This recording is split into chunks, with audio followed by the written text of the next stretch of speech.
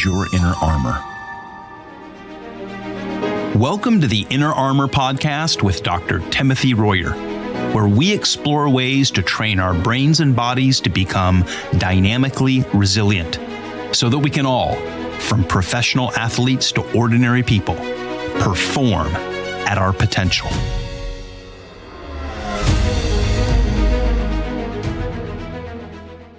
Well, Doc, we talk a lot about the mind-body connection. And if you think of our mind as the conscious self, our ability to think and feel and choose, where that is centered is in the brain. Yeah. I mean, you've got the basic neuroanatomy of it and how it works, which the further we study the brain, the more we find out what we don't know.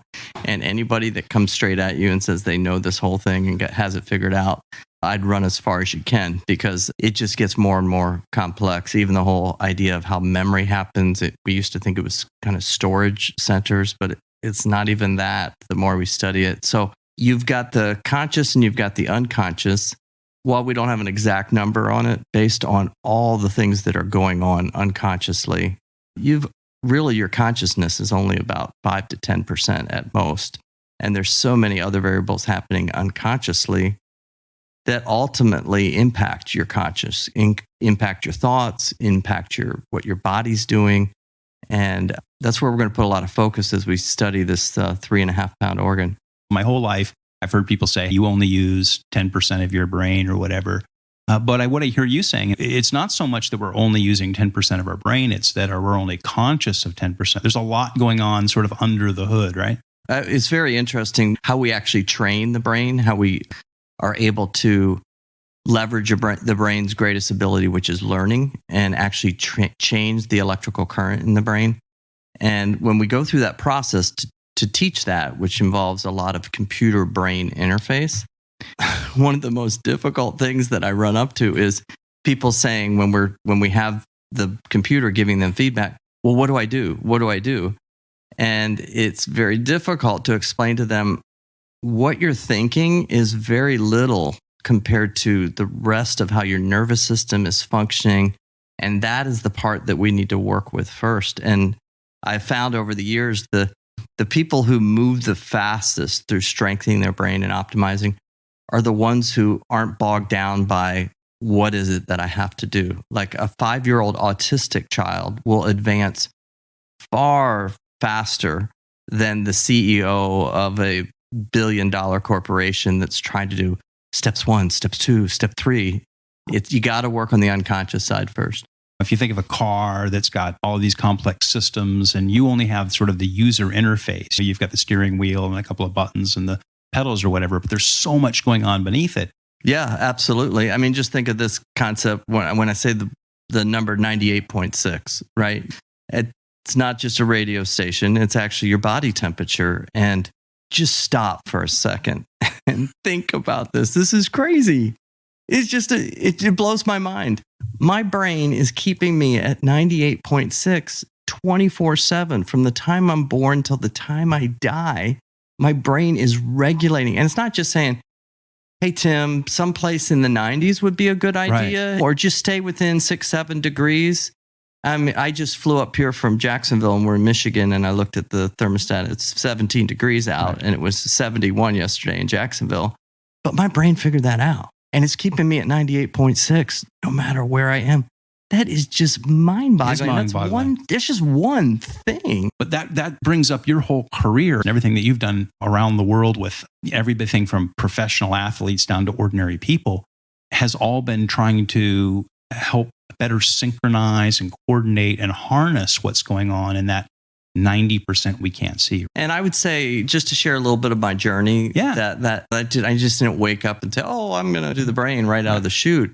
I went to graduate school, got some different master's degrees, and then got a doctoral degree. And I came out as a neuropsychologist working in a children's hospital. Had a great opportunity to become the division chief there of this pretty large children's hospital. And I thought I was going to do this the rest of my life. I'd been taught neuropsych. I've been taught how to make diagnoses, how to put people into the boxes. You have your DSM, and what you're taught is like, as quick as you can with your testing and your interview, put them in a box, right? And let's put 6.5 million in the ADHD box, and let's put 20 million in the anxiety box, whatever that is, we're like putting them in the boxes. And I did that for a good 7-8 years, right? And as I was doing that, I was starting to run into some more technology where we were actually not just looking at behaviors, but actually looking at the brain. I want to say that again, okay? Not just looking at behaviors, but looking at the brain, because that's where most of our care of different behaviors and emotions really slips up, is we just fill out a checklist and then we move on, and nobody's looked at the brain. And I started looking at the brain, and in about a 10-year span, studied over 50,000 brains. And guess what I found? Everyone is different. Everybody listening to this podcast right now, your brain is unique. It's different.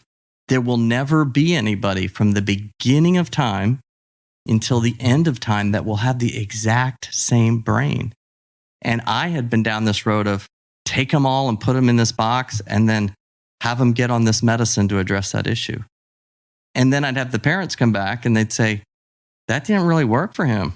I put him on this medicine and he has tics, or he can't sleep at night, or he's anxious, or now he's more depressed. Well, then it'd be put him on more medicine. And the more I studied this and the more we were working at the children's hospital, some of these kids would end up on the ICU because they were getting overdosed on these meds. And that was kind of the behind the curtain look at this. And I started to realize the thing we're neglecting the most in all this is the brain. And so that really pushed me. I would say until maybe 8 or 9 years into my career, like, man, I got to step back and I got to start measuring the brain and study the brain first. And as I did, one, I realized how much I didn't know. And two, I started to see how we could help people change their lives in ways that went way beyond a pill bottle, that literally the brain is more powerful than that stuff. And that's where our discussion has to start, is with the brain. Our understanding of the brain has advanced so much in recent decades, in the last 50, 60, 70 years. There are parts of the body that you can study. You can look at the muscles, you can look at the skeleton, you can dissect somebody, look at their internal organs. But you come to the brain, and what you see are these folds. You can go back to Gray's Anatomy from the 1800s, and you can see these folds. But what they couldn't see was what was going inside of it, because it's all electrical activity. And they didn't have the capacity to measure that. So now what we have is an understanding of what's going on in this, as you say, 3.5 pound mysterious organ. Yeah. And I think for me, I mean, I can't wait for what's going to come around the corner as far as imaging and studying the brain. What I lean into a lot is EEG, looking at electrical activity. And I really see the brain as an electrical device. It's the most complex, mysterious, wonderful thing that's ever been created. But it needs electricity. It runs off of electricity. And inside there, you have all these neurons. You have 100 billion neurons that have these branch-like structures that create these synapses where they don't really touch each other, but they send chemical signals. And the best calculation is that there's over a quadrillion neuronal connections. That's like more than there are stars in the universe in a 3.5 pound organ. And I think with that complexity, we're going to talk about computers, and we're going to talk about engines, and we're going to talk, and that's just the simplicity to which our mind can even grasp this. But it's not as simple as a computer. You can't build this thing. And computers have more sequential or serial processing. Yes, there are some parallel kind of things that happen. But the brain is super unique in that way, is there's parallel processes that are happening constantly in all different of these neurons. And it's not as simple as one neurotransmitter. It's not serotonin. It's not dopamine. Those are important. They're all important, but there's different things that have to interact in different receptor sites in the brain that allow dopamine and these things to and do different stuff. Sequences, right? Yes, so exactly. And quantities. But as you say, your brain is releasing all of these different things at different times and in different locations and in different quantities and in different sequences in response to different stimuli or stresses. So it can't be reduced to any one thing. You really need to step back and really look at what is the brain doing, and it's working off of this electrical current. And you need to be looking at that electrical current. for cues. And I think before even talking about the electrical current, we have to figure out, where in the heck does this electricity come from? The efficiency of how it's generating the energy. And yes, you have the thermoregulation, the heat. It's just, we couldn't build anything that could do this working at the consumption rate that it's doing. So you have this 3.5 pound organ using 20% of your energy. So next time you sit down to eat, okay, I'd like you just to pause for a second and realize that 20% of what's on that plate is going to this organ, this 3.5 pound organ. And while it can make that energy off of all types of food, there is an important component to what types of food we're making electricity from, just like what types of fuels are used to make electricity in the real world, right? There's some things that are clean, there's some things that are dirty, and we'll get into that as far as power. But when we look at that plate thinking, how clean and efficient is this energy going to be that I'm going to create from it? And so when we think about, well, where does it come from? What do we need for it to function? We're inundated with new supplements, new neurotransmitters, ways to affect those. And those are all super important, very important. And our diet is very, very important. But when we look at it, somewhere around 80 to 90% of the energy that we're going to make, that's going to fuel the body and that the brain, the energy hog, is going to take a lot of, comes from breathing, right? And just do a search of all the different things out there that you're just getting flooded with. And how many are just saying, hey, what about stopping for 3 times a day and breathing for 3 minutes, nice and slow, diaphragmatically, and settling the autonomic nervous system down? But it's kind of a lost art. 80 to 90% of my energy, but where am I putting my focus as far as what I'm taking in? Food is important. Water is important. I'd like people to think about for a second, how long can you go without something? We can go without food for a while, days, weeks, maybe. We can go without water for a little bit, okay? We need the hydration. There's a lot of the brain that's made of hydration. And think about electrical current. How does electrical current work? It works good with the hydration. You don't want to step in a puddle when there's electrical wire in it. Why? Because that transmits electricity. But on the positive side, we need the hydration to transmit electricity. So you can't go with water very long. Something that we kind of miss a lot is how important sleep is. And we're going to spend multiple podcasts on sleep. But think about this, of the different things that will kill you on the planet. If I kept you from sleeping for 13 to 14 days, you would die.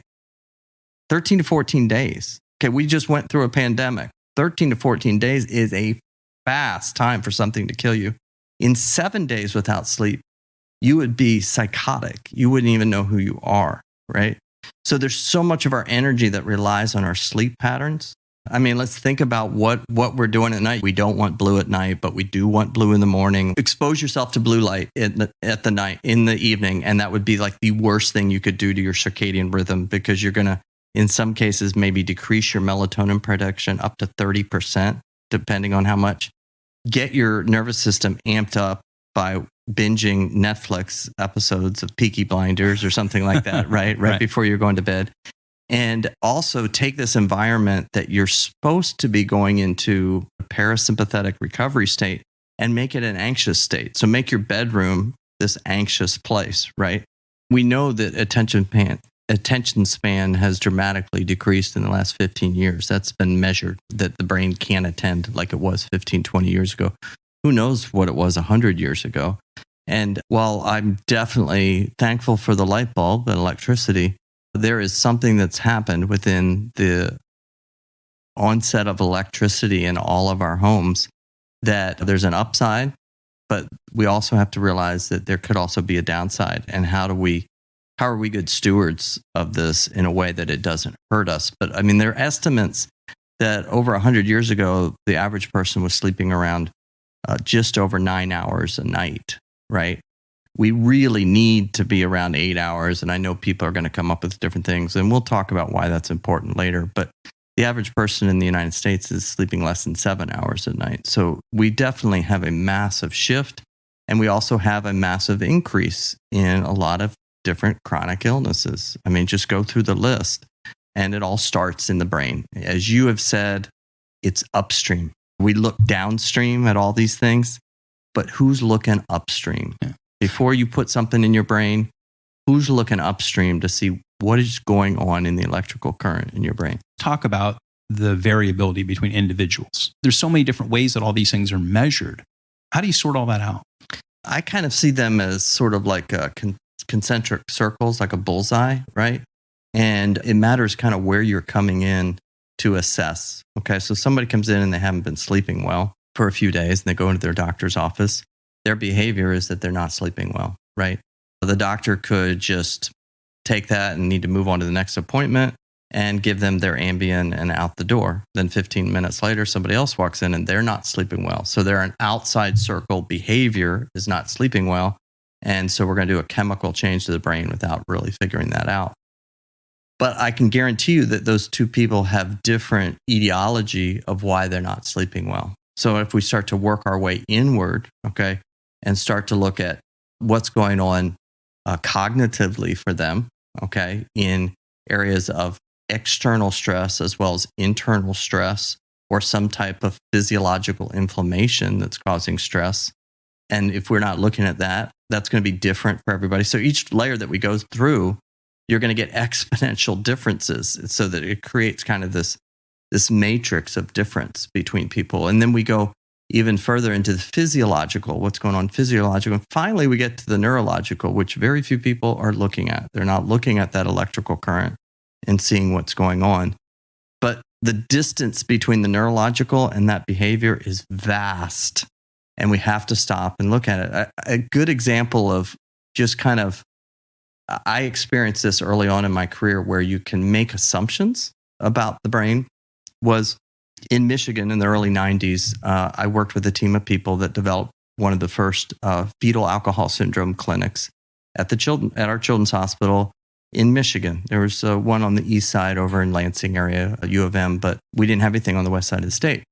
So these kids were coming in from the Upper Peninsula, all over the state, early on to see if they had fetal alcohol syndrome. There was some suspicion that they might. Their family practice docs had sent them in, or their pediatricians. And before they'd get there, we would get scans or images of their brain, because one of the things in fetal alcohol syndrome is how that alcohol can affect the brain. And you would see some of these images that were just so awful, so sad to see of these brains, right?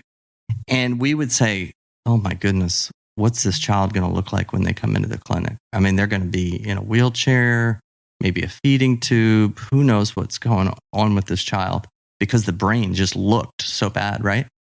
And then all of a sudden, the door would open up and Sally would be carrying her violin, okay? And she's wanting to learn her third language. And we'd all be looking at each other like, what? Like we didn't know from that image how different and how unique the brain could be. So even in something might look a certain way, but until you really study it, you don't really know. It's like, the brain is amazing. Yeah. Like, this brain should not be able to do what it's doing. And I realized I'm putting like parameters around the brain and saying, well, this is all it can do. This is the ceiling that you have. Right. And then I started to realize, wait a minute, we don't know what the ceiling is. And I can tell everybody that's listening right now, whatever you think your ceiling is higher than that, because the brain has huge, huge capacity. And it was those Sallys and those Johnnies and those different people, those brains I saw that were doing amazing things when we thought there's no way that the brain could be able to do that.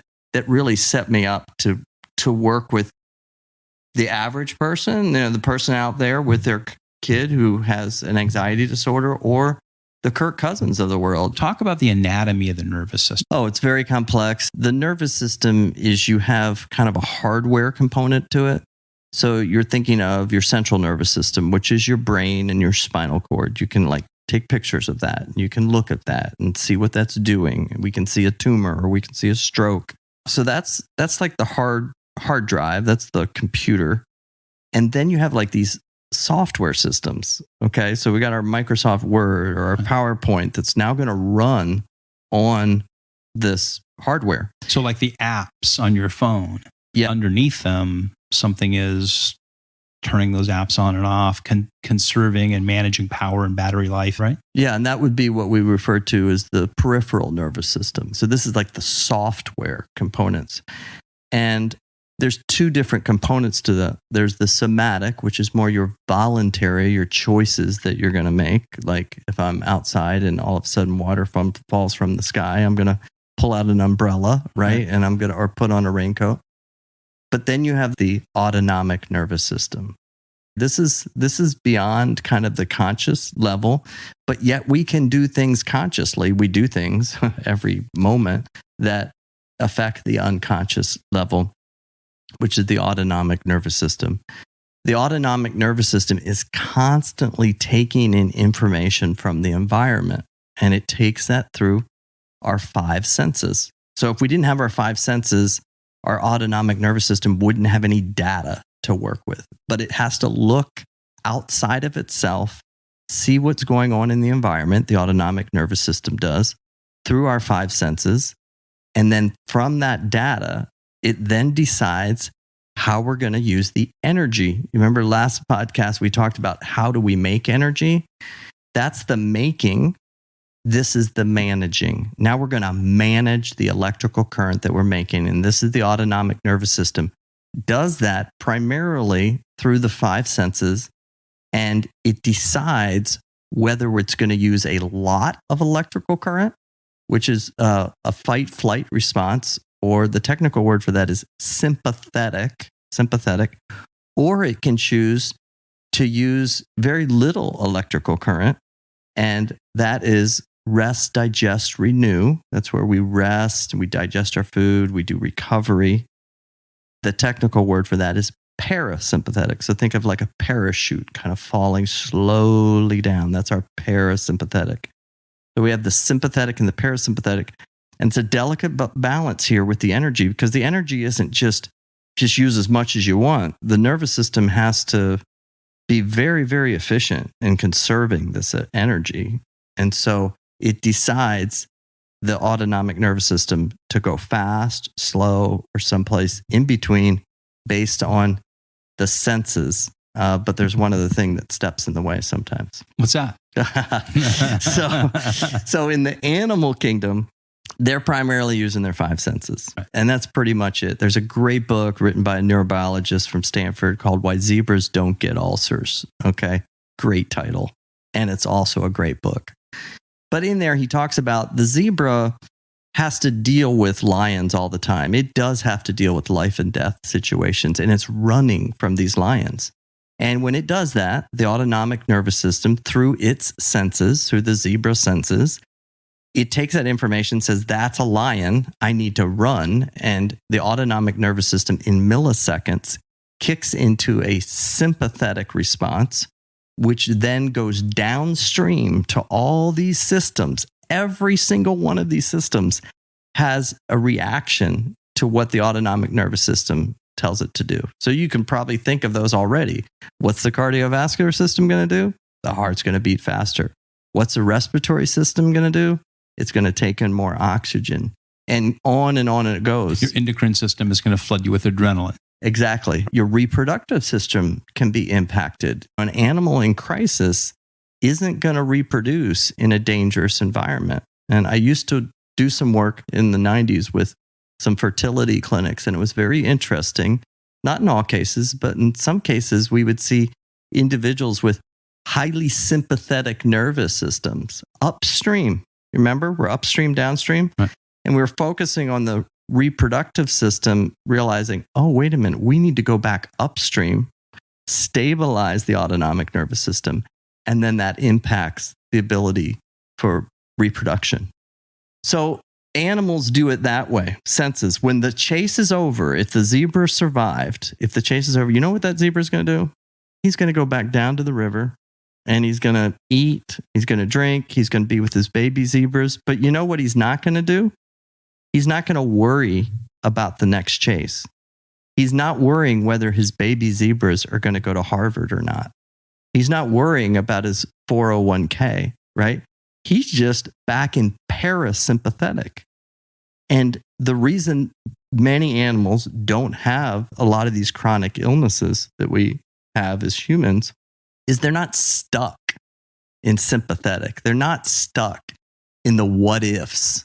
What if this happens? They're not stuck in the what abouts. What about this thing that happened that I can't resolve in my psyche? My unresolved past is my present. They're not stuck there, right? They're just living off their senses. But us as humans, we have this kind of blessing and a curse, and that is this big frontal lobe, okay? And this frontal lobe allows us to be able to think into the future and think into the past. We talk a lot, you'll see people talking about being present. Well, the reason we're talking about being present is it's very easy to not be present, right? When I work with my pro athletes or my CEOs or entertainers, and I talk about that moment where I want them to be present, I want them to be 100% there. And if you watch some of the quarterbacks I work with, you'll see that when they walk onto the field, they're touching the ground. They're, if they can, grabbing some grass and kind of feeling it, taking in their senses and trying to be present. But our frontal lobe can take us out of presence, and it can put us into scenarios that aren't really happening. So if I ask you right now out there, are you really in a life and death situation? Is it a lion chasing you? Or is it something that you're constructing that's become a lion? The guy in the foxhole with bullets going over his head, he doesn't need to be taking a nap, right? He doesn't need his nervous system to be telling his body to do all these slow recovery things. And one of those things is sleep. A parasympathetic primary thing that's parasympathetic is sleeping. And so in order to save his life, he will stay in a sympathetic state and avoid some of those things that are necessary for recovery in that moment. But it becomes learned. And then that's done.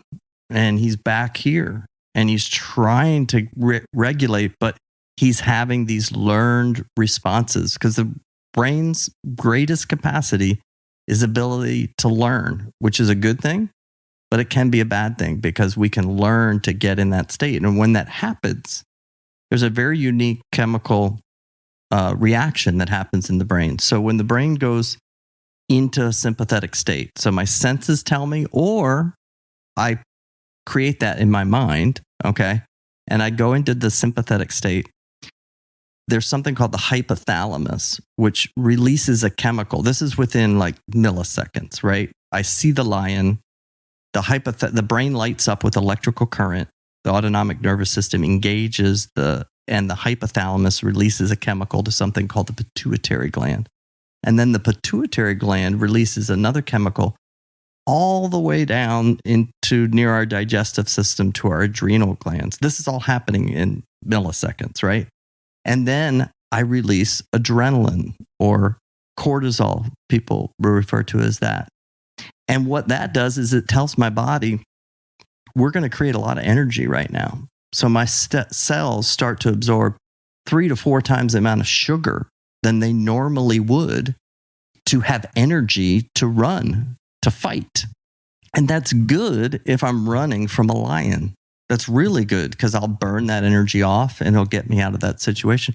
But what happens if I'm sitting at my cubicle or I'm at the steering wheel of my car and I'm creating the exact same response in my brain? The HPA axis, hypothalamus, pituitary, adrenal gland, is sending out this adrenaline that's asking for all this sugar, okay?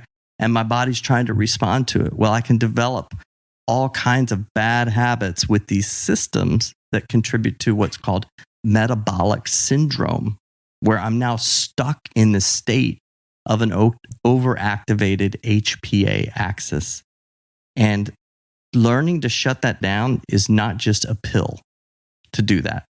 You can give somebody enough sedative to slow them down, but now they can't drive a car and react to a stressful situation because you've shut down a system that we need to protect us.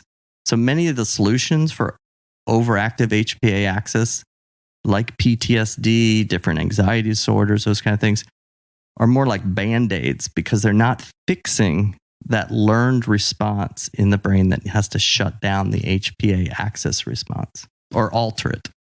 If you've lived in that state for so long, that now has become grooved in you. And the only way you know how to respond to stimuli is by panicking. Right. And you must have seen this in your career 100,000 times. The only way I know how to react is to panic. Exactly. And that becomes your normal. Like you that's just where your body stays. I like to say this phrase is, one of the greatest things about being a human is that we can habituate to things. We can adapt. One of the worst things about being a human is that we adapt to things and habituate to them. And we start to think that that's normal, right? Every time I'm in this conversation with this person, boss, spouse, whoever, child, I activate this same sympathetic response. And they're not a lion. They're not going to kill you. But you've learned this pattern that we have to change. And we can read those patterns. See, that's the thing is, it's not just something you can't do anything about. We can see that. Like I can see that, and we'll get into this in later episodes. We can see that in an EEG. We can see the electrical current in there when the brain is going too fast, when it's developed faulty patterns. And the other thing that you have to look at is, in the development of these faulty patterns, what am I missing out on in the process? Because these things are very sympathetic. There's other faulty patterns that can be downshifting or parasympathetic, which has to do with depression, those kind of things. But when I'm stuck up in a sympathetic state, then I can't get into these parasympathetic states that my body needs to recover. And the number one thing would be sleep. So when you're not sleeping at night and you're wide awake, staring at the ceiling, running these scenarios of your 401k and payroll for your small business, do you think you're in parasympathetic getting ready to sleep?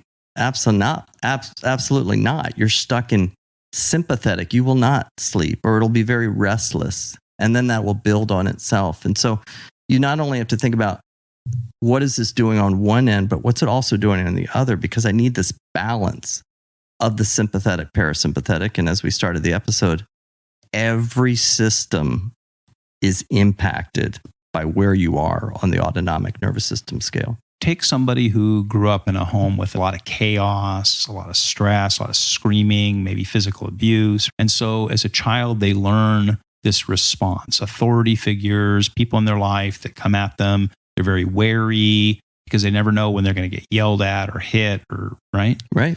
So that becomes a learned response. This is protective. What you're really going to have to do is retrain your ANS to respond to situations and stimuli differently. You want to talk about that? Yeah. I've been at lectures before where after the lecture, the parent brings up their ADHD kid and they say, "What do you think, doc? Do you think they have ADHD?" And when I first started my career, I'd kind of rub my chin a little bit and say, "Yes, of course they do." Now that it's been almost 30 years, they come up and the kid can be bouncing all over the place. I'm like, I have no idea if he has ADHD. I know what his behaviors look like, but I don't know what his brain looks like. Until I look at his brain upstream, why would I put anything in the most wondrous thing in the universe to alter it without knowing what's causing that? And so we need to be able to be looking upstream first and then work systematically downstream. And that's where I think we're really missing it in medicine, because we're really good at chemical alterations in our form of medicine that we do. And they're really good. Like if you've got ulcers, there's something that you can use for that, right? If you've got high blood pressure, there's something you can use for that. If you've got a problem with allergies, there's something that you can use for that. But the problem is that the beach ball that I'm pushing down in the pool, and I'm not really addressing an upstream thing that's making it worse. I've literally seen people where we worked upstream on their brain and they don't have allergies anymore. And people are like, what? Yeah, because there's a sympathetic component to having allergies, is where everything you become allergic to, right? So it's like I've been trained to react to certain things in certain ways. And that triggers through this sequence of events downstream, all these other things going on in my body. So how do we go up and begin to alter that response code? That's really what Inner Armor is about, right? Retraining at that level upstream how we respond to stimuli. Yeah. And we look at it in Inner Armor. We've been doing things for years where very concierge type treatments. We've worked in centers. We used to have owned a company that had 13 centers throughout Michigan and Florida. We see close to 10,000 appointments a year at these centers. We've looked at all kinds of ways to deliver treatment. And what we found out is a lot of people's lives are busy. So, these hour-long sessions, these, hour and 30, they're all very good and we can get there. And, the quarterbacks of the world, the CEOs, maybe they have the time to do that in the off season, but not everybody does. So we've developed kind of a system where we break this down into 11 minutes or less that you can do. And one of the first things we're looking at is those senses that come in. Are they giving me accurate data? And so we call that precision. Am I getting precise data, right? And the one dominant sense, you could work with all of the senses, but the most dominant sense of our 5, it's estimated we take in about 11 million pieces of information a second, and 10 million of them are visual. So we really, in our precision component, we're working on getting those visual skills very, very strong. And then in the power side, we're looking at the fueling of the system. We talked earlier about making energy, okay? And so that's made from oxygen. And so we're working on the power side. And then the focus side is really looking at the brain and the autonomic nervous system, and that it's in that sweet spot where it's not overreacting to environmental stimuli that aren't life and death. But that all goes back to measurement. It's always assessment, assessing and getting data. If I'm going to deal with a behavior, if I'm going to deal with a physiological problem, I want to see what the main computer is telling me. What is the brain? And that's where we want to start, and measuring the autonomic nervous system, how it's responding. So for that stressful board meeting or for that argument or that difficult situation, I'm going to get up into sympathetic and activate all these things. And I need to equalize that with an equal amount of parasympathetic. And that continues. And one of the things that happens, either it's prescribed drugs or other drugs that we use as a way to try to alter the autonomic nervous system without downshifting it internally, without teaching it to do something different. And so medicines aren't that complicated, okay? They come out with new names, new brands, new commercials, but they're pretty much, if you could put them into 2 categories, they're either going to push you from parasympathetic to sympathetic. So I'm immobile, I'm having energy issues, and so I'm stuck in parasympathetic, and so I need something to kick me up. Also, we see that in people with attention problems where they take an amphetamine to speed them up. So they go from parasympathetic to sympathetic. Now they're focused because their system's in a fight response. Or I might take something to move me from sympathetic to parasympathetic. So a Xanax or Ambien or marijuana will act as a way to move that system. But those all are like Band-Aids because I never really teach myself how to downshift into those states. Remember back when I had an office setting where we would have literally hundreds of people come in, and I was doing the assessments at that point. And I'd have these 50-some-year-old, 60-year-old individuals walk in, and they'd say, I'm having some memory problems.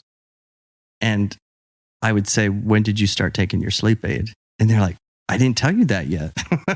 And I was like, I've seen this so many times, okay, is that you had a sympathetic issue in your 30s, whether that's from the environment you were in or hormonal changes going into menopause for a woman in her 40s or whatever it was, which is a crisis, definitely a crisis response, a sympathetic response in the body. And your knee-jerk reaction was to put this Band-Aid on it, was to sedate the brain.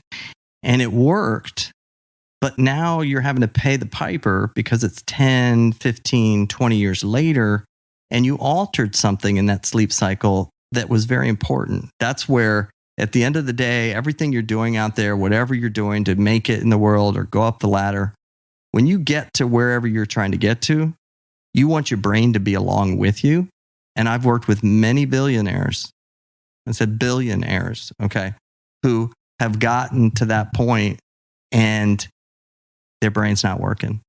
And they would give it all up for their brain to start working again. And it's these decisions we make that we think are very simple, and sometimes we're steered that way, one way or another, but we don't step back and think, am I addressing the real upstream problem? How I should focus, how I should be less anxious. About 2 years ago, we started to create feedback loops for people where every 20 seconds, they could see exactly what their heart's doing. And you remember, we go back to the beginning of the podcast, no man steps in the same river twice, because the man's not the same, neither is the river. Well, what I started to realize is those first 40 seconds, regimented breathing was helping calm the heart down, but it would only let it go so far. But if we gave feedback back to the person and showed, even during the state, now you're getting too parasympathetic in your breath, in your heart. Your heart is almost thinking you're supposed to go to sleep now, okay? We don't want it to go to sleep. We want it to stay calm and focused. So we would then adjust the breathing, give them feedback. All of a sudden, they would stay in that pattern and the heart would actually start going a little bit faster than it need to.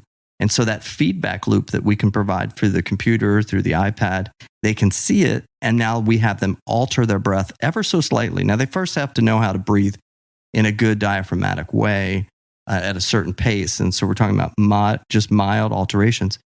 But we started to go into levels of coherence that in 15 years, I'd never seen in humans. Never seen people do this. Like we kind of have a number that's around 250. You hit that number and it's like, you're pretty much a rock star, right? I was seeing players at some of these pro football teams get up in the thousands. I'm like, What is this stuff? Well, what we were doing was we're working with that understanding that we're dynamic, we're changing. Even when I sit down to relax, I'm changing. And I need to have feedback. I need a dashboard to see, well, how do I alter that? Just like the pilot operating the plane, right? I need to faster, slower, I'm not going to descend. I'm going to ascend. Whatever I'm going to do, I need those dials. And so we provide those dials. And in doing so and adjusting some of the stuff, it's been amazing in human potential, what we've been able to see, something I've never seen before. I mean, it's more complex to drive a car than really to learn to manage the autonomic nervous system. I mean, think about what we're doing. Okay, we're cruising down the road at 70 miles an hour with the ball of our foot, maybe having a conversation through speakerphone or with somebody next to us or listening to the radio, whatever we're doing. And then there's these other vehicles zooming past us and these semi trucks, right? And there might even be some rain and whatever. And I'm keeping with the ball of my foot at 70 miles an hour. And somebody looks over at me and maybe something adjusts and they say, how fast are you going? Oh, I think I'm going about 72. And I look and I'm going 72. Are you kidding me? Well, why? How did you do that? Somebody who's never been in a car before, they can't do that. You did that with a speedometer. We created a feedback loop, and that feedback loop became so much a part of your person that you don't even need it most of the time. I mean, you still want to use it and you check it every once in a while, but you don't sit there and stare at it, right? That's giving you a glimpse into the capacity of what the brain and body can do if you give it feedback on itself. Way more powerful than any other ligand chemical change you try to do out there is these voltage gated changes where you learn to optimize your brain and body. Wow. And that would be dynamically resilient, the ability to maintain 70 miles an hour regardless of what's going on, and to be able to cruise through life and not be constantly buffeted by all these different things. The human body and brain, just even on your worst day out there, I want people to realize you're an amazing creature. You are amazing. You have the most amazing thing in the world, and that's that brain and that autonomic nervous system. This has been the Inner Armor Podcast. You can find it wherever you get your podcasts. Would you please follow or subscribe, and make sure to leave us a review or comment. You can learn more about Inner Armor, Dr. Royer, and how to perform at your potential by going to forgeinnerarmor.com.